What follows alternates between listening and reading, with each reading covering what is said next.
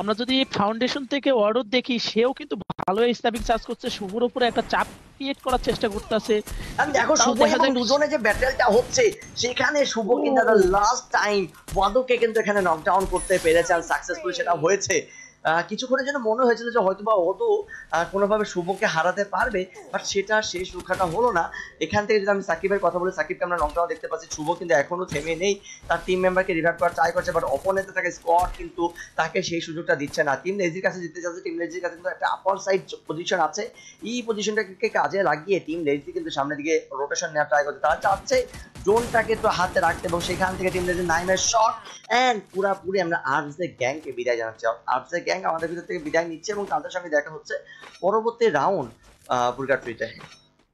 এখন যদি আমরা দেখি, টিএল এর সামনে আছে শুভ, সেই কিলিং মেশিন হিসেবে আছে। এখন দেখা যাক সে টু ম্যান আর্মি হয় কিনা। আমি প্রতিবারই বলি টু ম্যান আর্মির উপরে আমার ভরসা থাকে, এবং শুভর একটা স্ট্যাপিক শট এবং একটা নক, এই নকটা অনেক কিছু বের করে দিতে পারে টিমের জন্য শুভ। কায়ুমকে কিন্তু এখানে নকডাউন করা হচ্ছে, বাট ইমরান দেখো লোকেশন নেওয়ার ট্রাই করছে, বাট শুভ কিন্তু তার যে প্রত্যেকবারের মতো লঞ্চ প্যাড ইউজটা, এটা কিন্তু সে করতে ভুলছে না।